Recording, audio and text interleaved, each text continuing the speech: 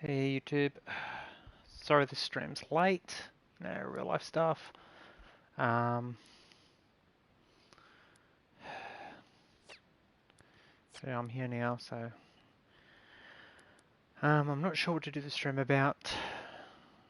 I'm running out of ideas and stuff. I know a couple of the issues that people have. It's like, do I stream about it and point it out, or just do general stuff? So I thought I'd do a few little things that you like might not know you can do, or that sort of stuff. Like hidden stuff and that sort of things. Um, Things like the grab sensor, for example, or what have we got here? The calculator. Um,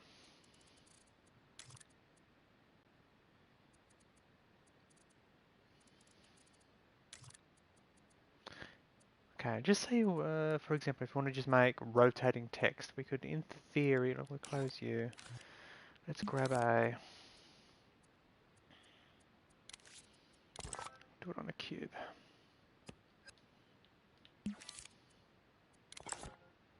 Then we'll grab him.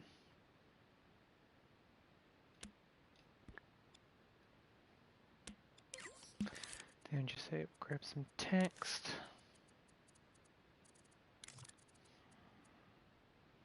Just normal text will do.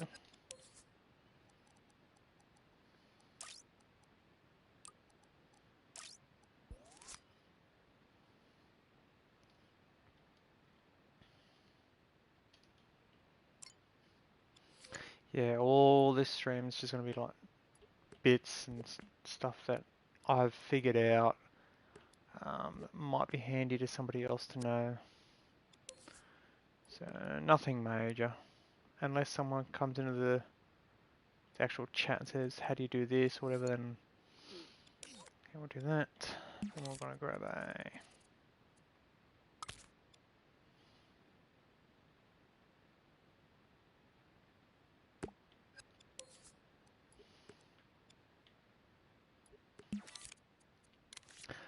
I find if you want it to be like changing axes from from horizontal to vertical or whatever, if you turn the precise mover on and then you rotate it, when the little faint line that's next to the upright goes into the line, if you go that way you can see, let's see if I can get the MC, the line, the little faint white line that goes upright, so kind of there. And then you can also just come in, tweak it till you get just right. That's way too far that way. Okay, yeah, close enough. So now if you see that little faint line that's spinning, that's the speed it's spinning at. So if you turn that down, you can turn the rotation down. So if we just say 80, you can see the speed's changed. If you go down to say 20, that's going nice and slow. That's a little too slow, so we'll go 45. Yeah, that looks about right. Now, this chip here, that chip there, has the text in it which is attached to the side. This text cannot, it doesn't have rotate, doesn't know face camera, it's just default text. It sits on the pane and sits there. If I make this cube invisible and then turn it on, that will rotate around that way. If you want it to rotate around the center, all you have to do is come in there and there so I can see them both. Grab the text chip. You could, in theory, highlight that box and bring up the properties so you can see the axis. And then just grab so that the white bars come up and then just move it back until it's roughly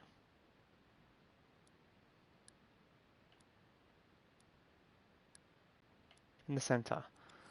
Doesn't have to be exact. We're not going to be looking that closely. And there you go. Now it's rotating around the center.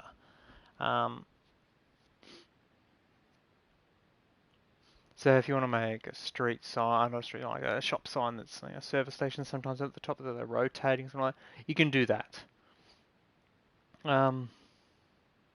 Obviously, if you want it so that you can pass through that, you would make, oops, you'd make the collision off.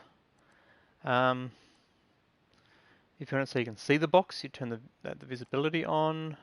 The density, that really only matters if you're interacting with the object. Scenery density doesn't really matter. Ignore gravity makes it so, for example, if it's in space, there's no gravity, so it floats. Physics cost, I believe if you turn that up, and you've got a heap of stuff that has that turned up, it will slow down a lot more. Whereas if you turn it down, it sort of slows it down less, but the simulation of the, so for example, if I grab a ball, and then we're going to make that movable, collidable, going to leave that as it is.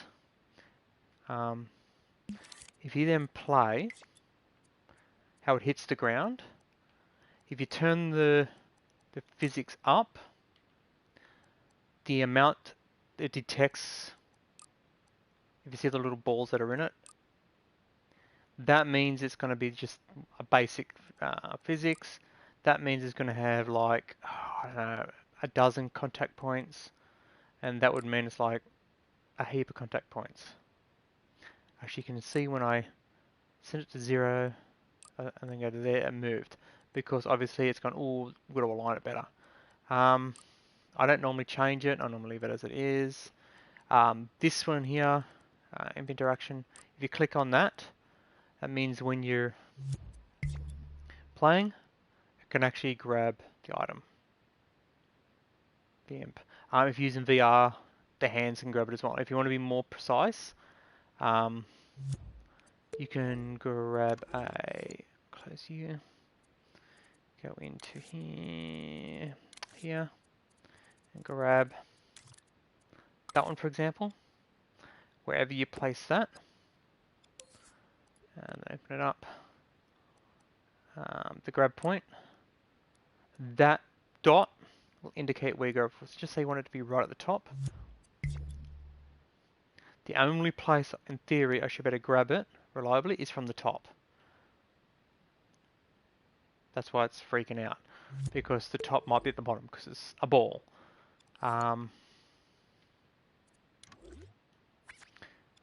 Actually, no one ever joined that to that.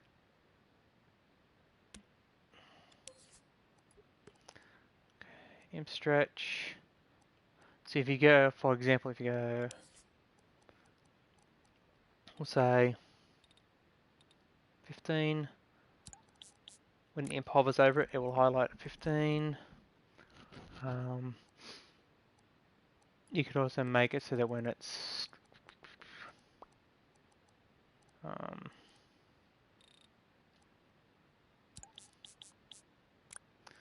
it's grabbed, it will turn white. So when I hover over it, lights up. When I grab it, it turns white. And as you can see, it's grabbing it from that point. Obviously, if you just want it to be anywhere on the board, just don't tick that one on. So there we go, now hover. It just grabs from wherever it grabs. Actually, it looks like it's still grabbing at that point.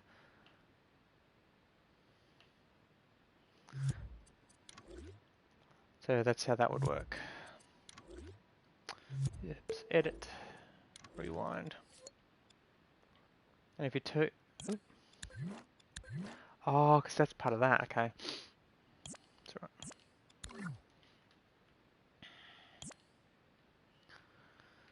Let's see what else people might have issues with.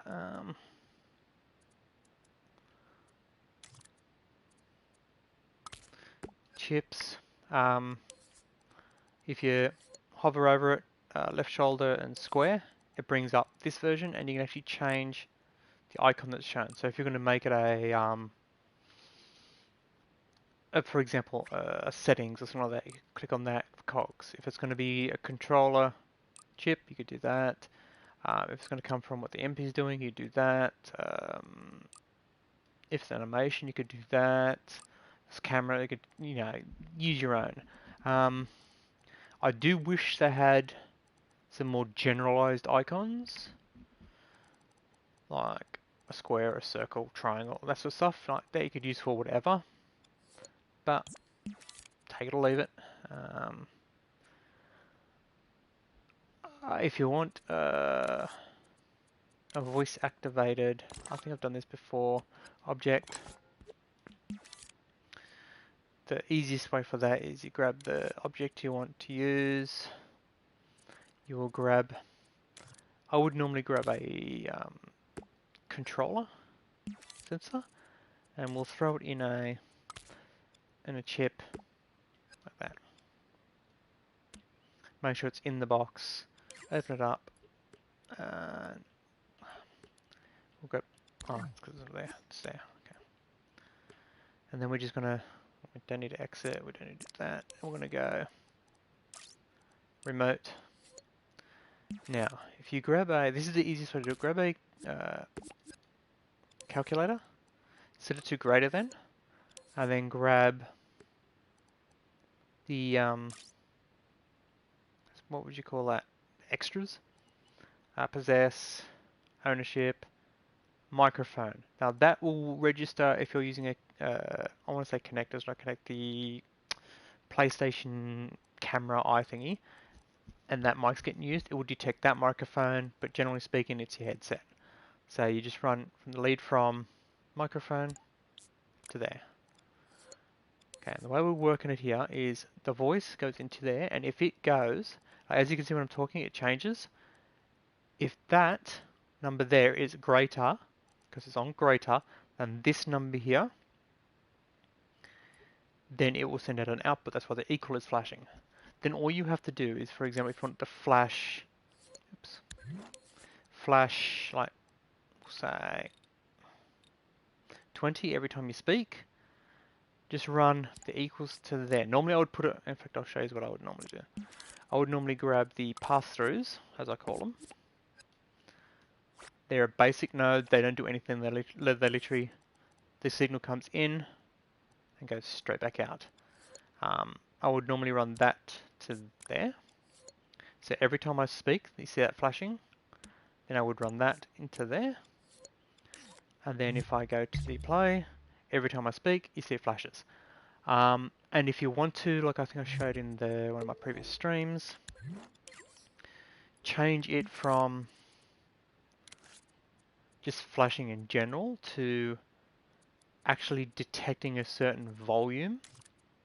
It doesn't have to be voice, you can have controller movement. I'll show you the controller movement in a minute.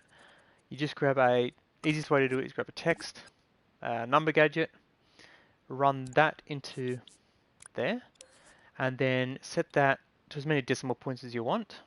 And as you can see, it's flashing. And I can see it's going to about a 14's light and about 24 is about a heavy. So if I speak loud, like when I get full voice, it goes to about 24.024.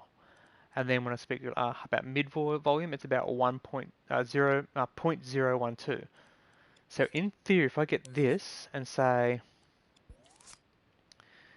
0.012, that means it will only flash when I go in the loud voice. When I'm at the quiet voice, it will not.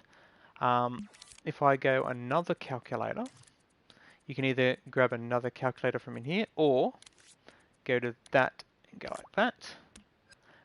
Doing it this way, it will copy that exactly the same. So if I go into the options, you can see down the bottom there it's the same. And if I change this one to point, actually no, I'll leave it as it was, but make it less than. And then I'll run that into there. I'm going to grab another one of them, just so you can see the flashing. See, so when I'm not making a noise, or it's at half volume speech, so the quieter letters or quieter vowels, or quieter parts of the word, this is on. On the louder parts, that is on. So you could use that, for example, for a voice-activated door. So you can make a game and you have to speak in your mic. Say open, and you know open uses a certain volume. Open seems like it's a higher one, so it'd be open. So it'd be like that one, but it's got a little bit of. You can do it with the number, figure out what number you want to use, punch it in, and you could use it. But if you want to do it with for example, the sticks. So we'll open up this. Now this one here takes a little bit of trial and error. Just say you want it, we'll say the left stick. You run the left stick into there. Then as you can see there, it's got an X and a Y. If I move my left stick, it'll move, actually I'll add pass-throughs so you can see, so you can go. See how it went up on it, because that's obviously I'm moving left and right. So you can see that that's going up and down. So that is obviously left and right. So this is the way I do it. You place it and go L and R. So yeah, I now know that is left and right on the top. So whatever I run that into, so just say I put it in that one, and I would name that L and R.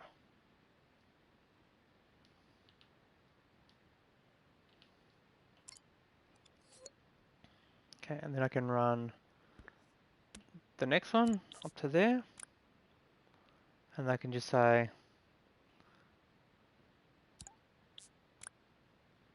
up and down. It's up and down, so I know that's up and down. I just type up. Up's good enough. And because that doesn't matter now, we can just go stick. The only reason I write it on there is so that I keep track of what I'm testing. If something comes up, you have a chat with someone, you come back, oh, what was I testing? Left and right? Okay, it's labeled left and right. You know, okay, I now need to check my up and down. So, up, left and right. I should now be able to go, for example, my calculator, greater than 0, into there. Now, ideally I would test the same way, run a line from there to there, and then move the stick. Okay, so the plus is down. So I don't want it on the plus, I want it on the minus, because the minus is up. Don't ask me why, just this. So if I push the stick, so this is saying if I push the left stick on the down more than 0, light it up. Oh no, up, because yeah, I don't know why plus is in whatever. So if I push up on the stick, the left stick, more than 0, so at all, if I push up on it, it'll light the cube. So that's how you could also work like a, I don't know, that if your character stops moving, it takes damage. You'd run this, like as you can see, this is in remote functions. I can still plonk a basic puppet in here. I can possess the puppet, and whenever I walk forward, the cube will light up. So you got to remember too that local is in relation to the camera, or in relation to the position. Whereas if you just do the other one, which is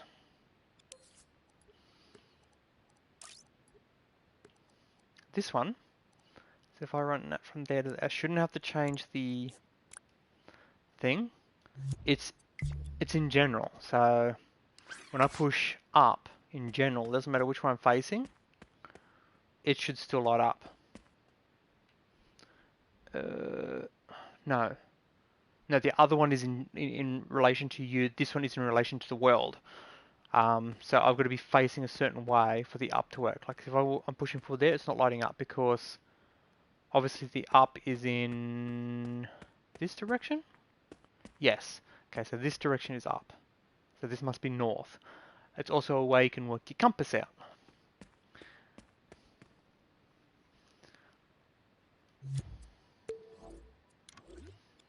Okay. So get rid of you. Get rid of you. Okay, let's see what we've got. Global setting. I can show you some of the global settings that could be handy. If, for example, you have a puppet and a ball, but we're going to make this ball nice and light.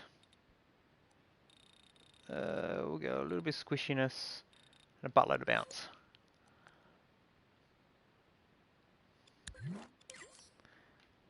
Well, that's a little close to the front. Okay, let's move them back. Just so they're not... There we go. Now we'll run that. And I'll put it into the puppet. Okay. That one, that one, that one, and that one, and that one. I normally don't play with them. But if you want, for example, for the actual game world to restrict your camera, how far your puppet, like here, when your character falls or the puppet falls, if it falls further than that, it's going, well, it can't do that, it has to die. So you can make that really high and you can basically drop forever. But we want to go to the second page and we want to go down to this one, reset scene. If you're doing, for example, I think I shared it before, a collection game or whatever, you can literally run finishing the game or failing the game, whatever, into the thing. You just say, watch triangle. So whenever I push triangle, it will reset the scene. And the reason I put the ball there is so you can see the ball bounce. Oops. Didn't tell that it's physical, did I? Nope. There we go. Okay. Ball dropped. And if I want the ball drop again, just push triangle. It will reset the scene. Obviously because we're not resetting the object, we're resetting the scene. The very start, so for example, if you take too long and you don't complete a level and you want the level to restart because you failed, you do the timer. It will go into the reset scene switch. So when the timer reaches, just say it's a countdown timer. So it starts at 15 seconds. You've got 15 seconds. When the 15 seconds runs out, it resets the scene.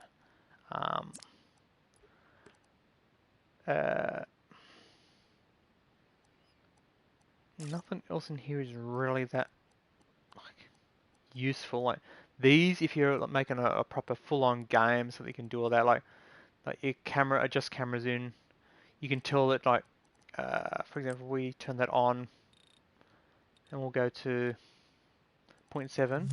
In theory, it should auto-adjust the camera to that. I think ideally you need to wire a. So, for example, if you make the button press triangle, you'd wire that into there. So when you hit triangle, it'll do that. It's not doing anything, but you can fiddle with it and work it out. But that, for the global settings, the most helpful one is the scene reset.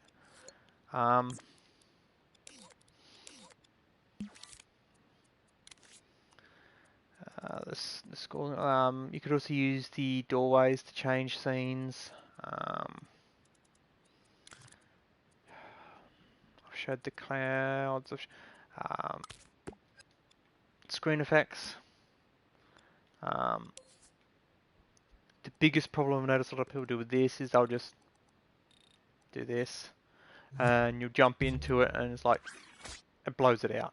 If you're going for an artsy thing, then maybe it might work, but it's like, wow. Try not to do that. You can adjust all your effects. My rule of thumb here is, if I'm going to tweak it, don't tweak it too much, because it's going to make it look odd, and you don't want it looking odd. If you're looking for an anime styled or cartoon styled one, turn the bloom up, the lens flare a little bit, leave the grain off, motion blur off, vignette off. You want to turn the contrast kind of up a little bit, so it's like, so it's a bigger difference between the darkness and the lightness. Again, don't go overboard, it's going to look odd, so we'll say 50%. I generally don't touch the brightness until after doing any other tweaking. And then we come into here. And just say you want to make it look,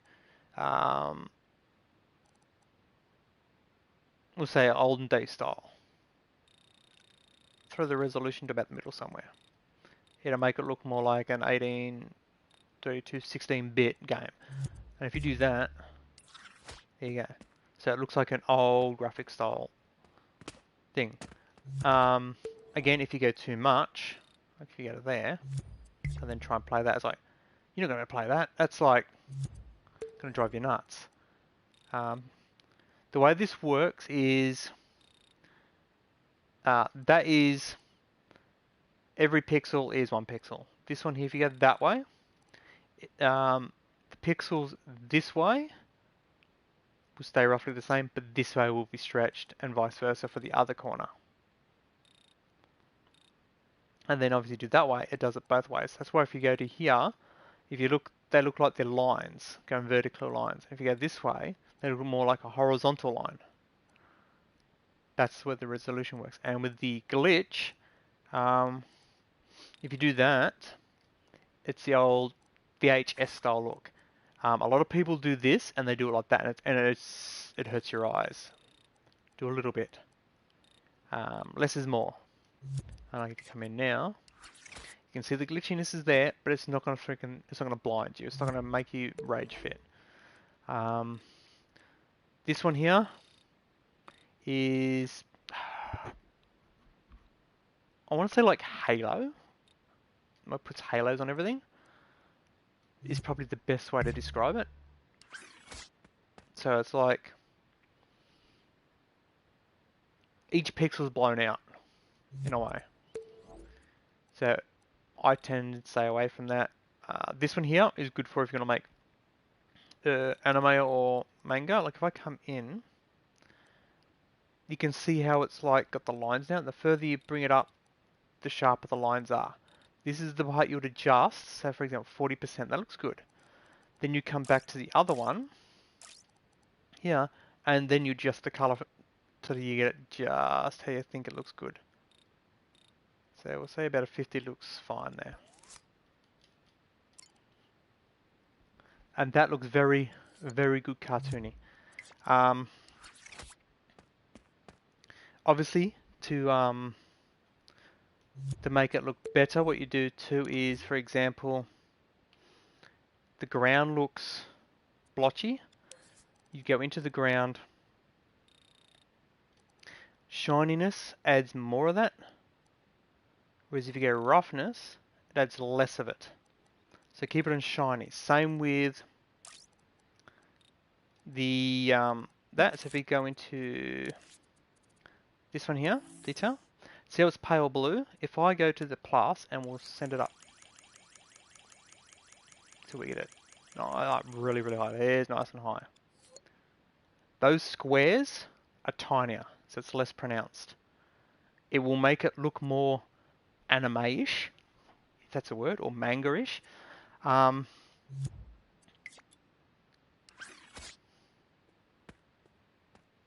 Without looking rough. You could also, in theory too, where are we? Go into it, and you choose Deflect Type, which is done through here. By default, it's the square fleck. So you want to choose the paintbrush, and you go to something, for example, the little circles, and change it to little circles. Or, what's another? The zigzag line. It's not as noticeable with this After Effect. If you come in nice and close, wait, did I change the? Oh no, it's still on it. Oh, you can still see it, sort of. So if I get the little ones, it looks finer, I suppose you could say. Doing that could also work, because as you see, it makes the dots look bigger. But as you can also see, it also makes the ground fluffier. So, not really advised doing it that way. Same with the ruffle. Those two, turn them down. What else we got? You could also turn the metallic up, which is this one.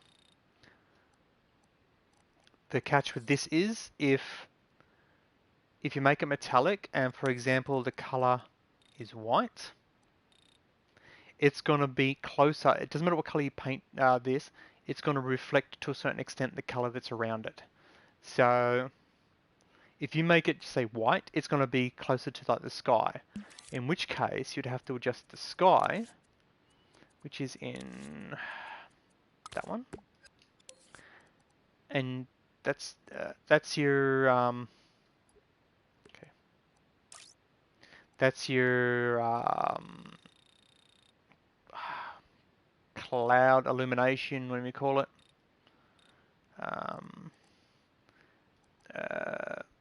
If you talk ray tracing, this is basically your ray tracing section, but that is your skybox. So where your sun is, the size of your sun, whether the sun is visible, and whether the sun will cast shadows, and whether it's a high detail shadow. You can actually see it changing on the ground because the shadows has changed. So that's that's basically to do with this sun itself. So we want it lit. So we want it daytime. So 50-ish. We'll make it nice and big. Sun's visible, cast shadows. But the sky, we can make it black. So the sun is still shining a light, as you can see, but only the colored surfaces are showing up.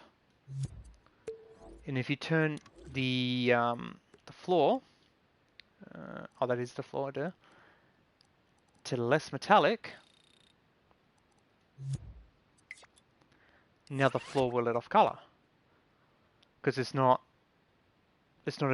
reflecting the sky, which is black. It's reflecting its own color. Same with if you want to do it that, you could always, because it's white, you could always just add a little bit of illumination. Again, don't go a lot, because it will then blow you out. Like, it'll go super bright.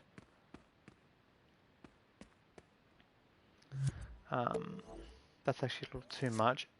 1 or 2 is normally more than enough.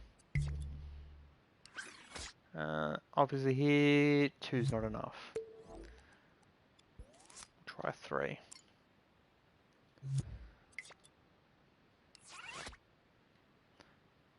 No, 3's still got the sun. 4. Okay. And then obviously you could just the metallicness, so it's less reflective and more of its own color. If you're doing that, turn that down.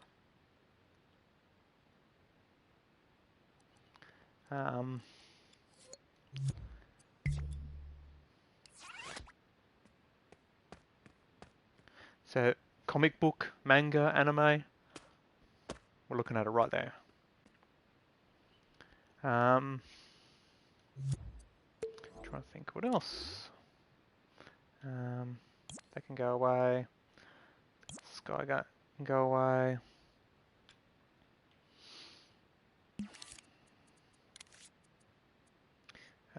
Wipers. They're when you want to go transitioning. So just say you want to enter a door, you'd use the wiper. I'm not going to go into all the details about it, but if I quickly go through it, you can see like your type of wipes. So just say you're going through a door, you'd use something along the lines of just say that one, or dissolve. Maybe dissolve's more of like if you're walking in through something. That's more like if you're opening something. You get it. It's your color, how much glow it's got, the timings, that sort of stuff. It's all in there. The ruler can be handy if you're making, for example, trying to make something to scale. So if you get the puppet, place the puppet inside the grid, and you can go, okay, that puppet that's a 2-meter box. So it's obviously a little under 2 meters. You can obviously adjust each height. So if you want to make something, just say, you've got an item in real life, a desk. Okay, I've got a desk, and we'll say it's exactly 1.3 meters tall. You can go into here, 1.3 meters. That's how tall you got to make the desk. I doubt the desk will be 1.3 because that's a pretty big desk, but you know.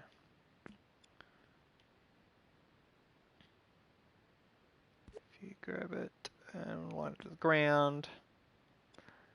So yeah, it wouldn't be that. You'd measure it up. So 1/2 meter for that. So you come in here, hover over left shoulder square, and then left shoulder square. We'll say 1/2 meter, 0.5. That's 1/2 meter. Obviously, when you're done with it, you can get rid of it, or just go into it.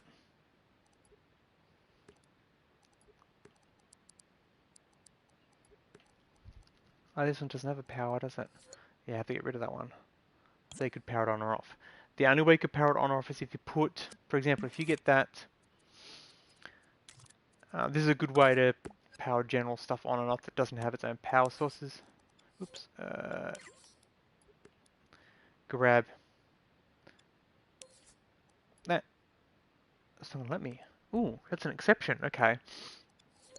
Because what I was going to say is if you grab a heap of things, so for example the puppet and the granite, and you want them to both be able to turn off at the same point, you'd get their chips and put them in a singular chip, and then just turn that off.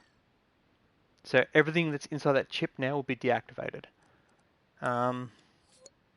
That's usually how I do a lot of the programs in the puppets. So for example, you got one that could be, say, survival, but you want to have so you can switch survival on and off.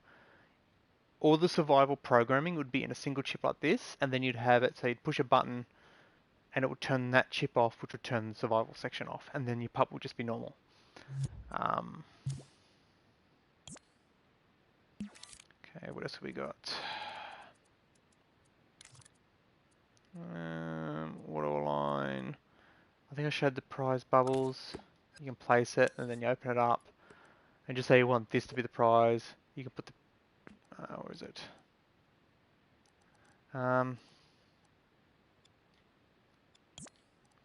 You like click on it, choose, just say you want that to, you put it in. That is now the prize. So if your puppet walks over that, you collect it, you get that as a prize. And for reference, prizes have their own category. So you go into your search, everything, your creations, looking for certain dreamers, looking for prizes and what you've recently done.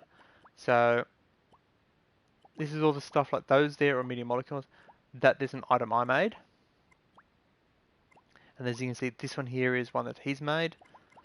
Another one, a key, just stuff I found around the maps. that were in prize bubbles. So if you want to secretly give people a prize bubble, a gift for playing your game, you can make a prize. When they walk over it, they get the prize. Okay, what have we got? Score. Not going to go too much into that. We've just done that. Could show you hinges. Could show you.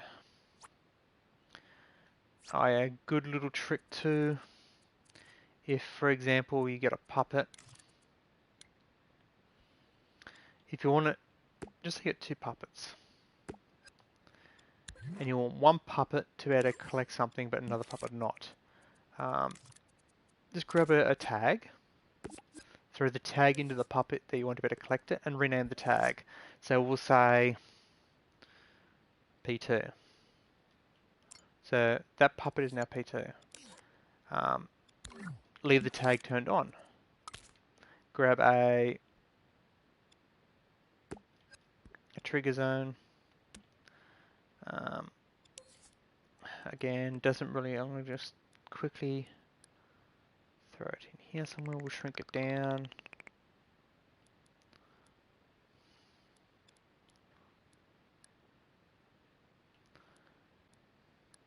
I'm going to be too exact. Okay, so if the tag goes into this area, we want it to be able to collect. So we're going to go into the thing and choose tag. As that is, it's either of these 2 puppets can grab it because they're a controllable puppet, as you can see there. Possessed controller sensor. Then you got the imp. So if the imp goes into there, it'll trigger. If the camera goes into there, it'll trigger. We'll just go tag. Then hover over the square and tap up or down. It will scroll through all the tags that are about. There's P2. So now when P2, which is in this chip here, enters that green circle, it will trigger. Another good use for that is if you grab, just say for example, this puppet. We're going to grab that.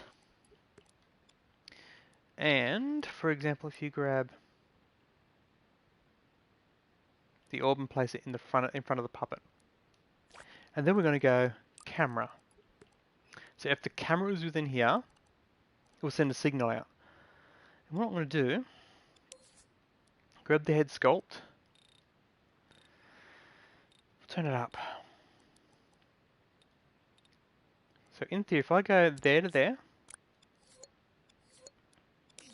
whenever the camera is in front of this puppet within that circle, the head will light up. Whenever this puppet is in a certain range, whether it's possessed or not, it will detect and... Well, I haven't told it to do anything, have I? So let's just open that one first, then open that one. Ah, yeah, that's a trick. If you open this first, it keeps trying to grab the area of detection. So open your item first, so the ball first, and then open that. And then we'll go there to there. Because I'm moving that first, the amount of light first, it's telling it when it's turned on, it goes to the amount I've turned it on by. If I had it at 0, it would just go to max, maximum brightness. Okay. So whenever this puppet's chip, which is there, enters within that green orb that was around that, this ball will light up. This puppet won't interact with that when it comes to lighting up. But when the camera's in front of this puppet, its head will light up. So if we now get a play, okay, it's gone close to that character, so it lit up. If I possess the puppet and walk away, it unlights. Lights up. And again, you don't have to be in possession of it. They follow. So if I make the puppet turn, because remember the chip's in front of its feet. So if you want it to be at its feet, just go in here, scope in, and grab the chip and move it to its feet. So now, the chip is right at its feet. So you have to get a lot closer before it lights up. In fact, right on top of it. In theory, I haven't tested it, but we can test it right now. If you make that chip bigger, go around the front, grab it, just scale it up, move it forward. That should give you a little bit of extra leeway. It's still not going to work, okay. I don't know whether it does actually do that or not. But if we grab the other puppet, and if I can get the camera into, there you go, into that orb, the thing lights up. So if you wanted to do like the character, for example, if you remember Resident Evil 4 with I've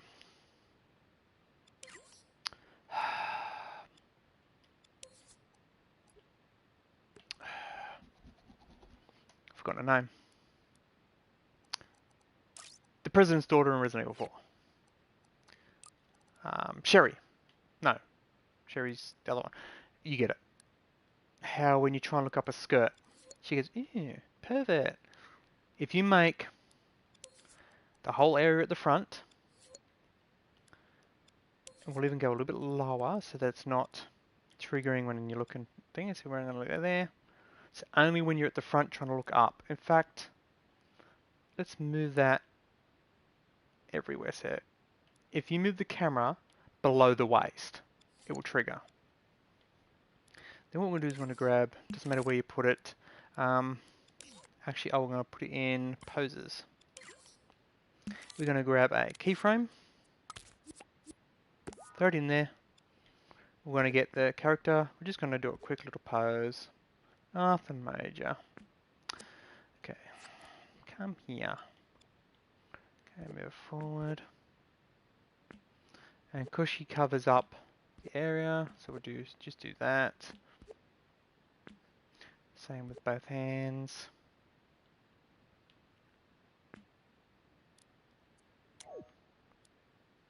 So when that happens, run it into there. We'll add a little bit of delay so it's not as jarring. And then go in. So as long as we're walking around fine, it's fine. The second we try and, in brackets, look up the skirt, it's like, don't look up there. How dare you? Again, you could adjust. Where are we? You can come into here. Whoop, wrong one. Into here. Into there. Do what I normally do. I don't like it zoomed out, so I'm going to go about 1.4 to 1.6. And even better, I go to about 25% or 30% there. And sometimes I even turn that to about a 72. Because that is closer to what I actually see in real life. If you've got a narrower field of view in real life, you might want to narrow that down a little bit. But in theory, we should be now in closer. If we try and look up, you get, pivot, pivot. If you want to go even better, let's add the in bracket skirt. So if we go, the easiest way to do it is grab a sphere, go to here, we'll add it nothing and half. This is the easiest way to do a skirt. Tilt it till it's roughly the way I want to go. Place, back out, and align it. With that turned off so it's fully aligned. And then we're just going to grab that. I'm going to place it in the hip. And center it.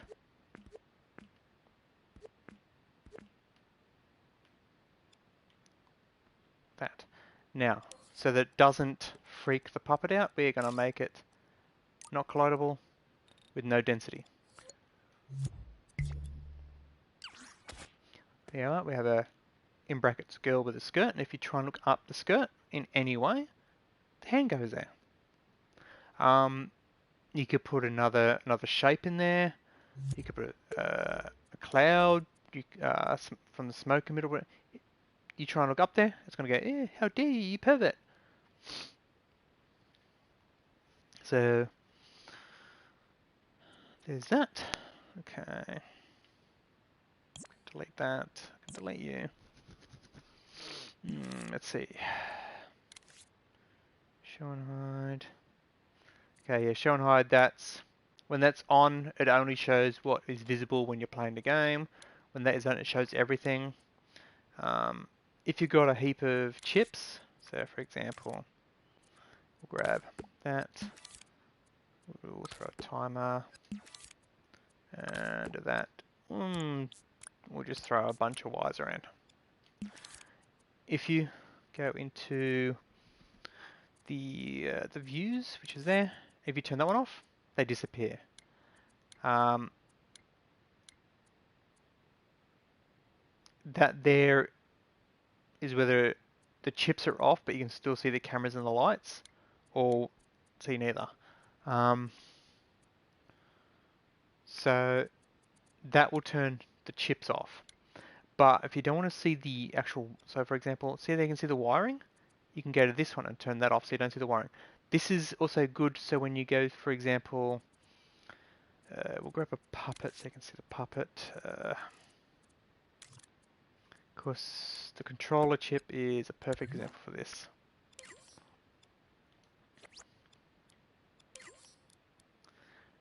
There's no wires going around it. If I turn that on, all the wires are back again. So if you just want to do a quick check without seeing all the things, like, oh, did I delete the interface? Just, you can turn that off and you'll see, okay, interface is there. Health management is there. You won't see how they're wired up, but it's there. That is if you've got, where are we? That. If you do that will turn them off. So if you got, for example, if you painted a skirt on the character or painted some hair on the character using the paint tool and you need to see under it, that will get rid of it. That's coat and effects. So as you saw, the floor's gone back because it's turning the metallic part off and it's set it to a default. And the hover effect, the outline you see on the puppet, no longer outlines.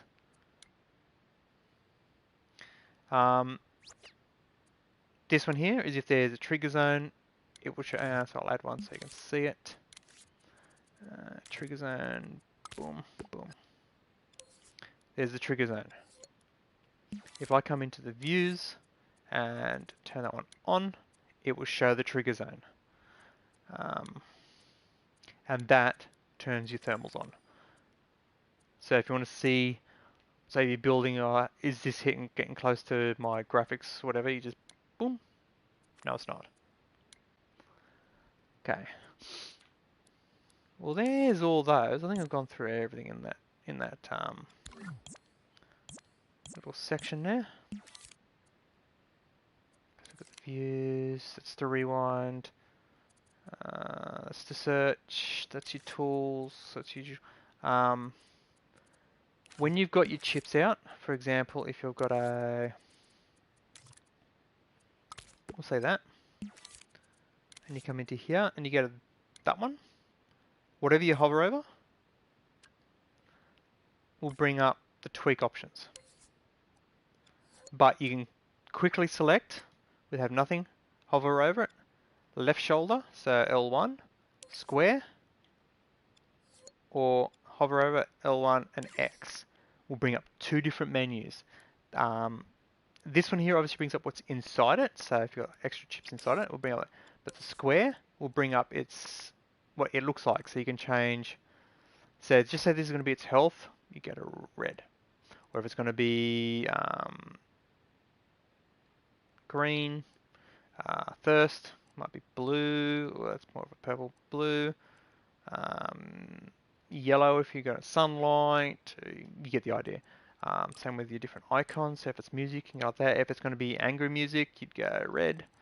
If it's going to be peaceful music, you'd go like a greenish blue. So you can tell which is which. Okay. I'm going to start labeling these instead of going Dreamstream 7, Dreamstream 8. No, I'm just going to label it Dreamstream and then I'm going to put the date. So today's one is 22/4, so 22nd of April. and then the next one will be on its date. It'll be that date. It just makes it a little less confusing going forward. So I'm not going to sit there and go like, is it the 8th stream, the 9th stream, and you don't have to go, what was the last stream I watched? You can go, okay, I watched it last week. Last week it was the 22nd, so I must be on this one. That's this. This is that date, so it's okay. Again, if you have any problems and you've got dreams and you're in the game, look me up, live after me. Throw me a message. The messages will pop up. Hang on, I'll back out of this. Not saving. Messages will pop up here in the notifications or activity.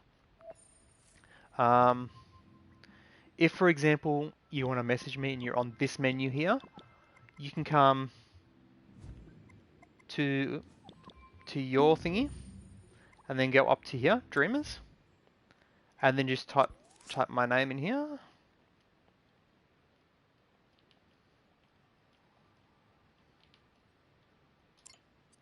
And it will pop me up. In case you're curious, that there is another one of my accounts.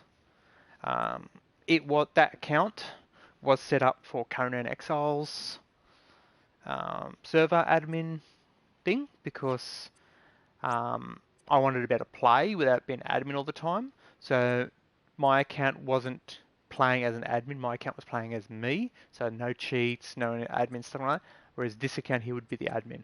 So if anything had to be done admin, I'd have to switch accounts, go to this one, get admin. But yeah, if you see me online, you find me like that, and then you click on it. It will then bring up my home. You won't see this exact thing, but you'd see my my feed. So for example, if I go back, click on that one, it would look more like that. You can go follow. I've already followed my other person, so you can unfollow. You can thumb them up. You can report them. I would never report anyone unless they are legitimately putting something up that is like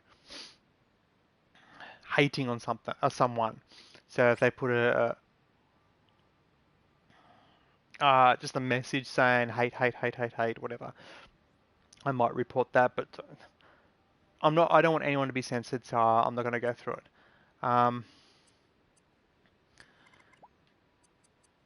You'd come across, messages. You come to this screen here, push your left stick to the right. You can write a comment, or you can go to activities and click into there, and it will show you their activities. Comments, you go there, and you could write a comment. Just throw a comment like, dude, I'm stuck, any chance for a hand? That's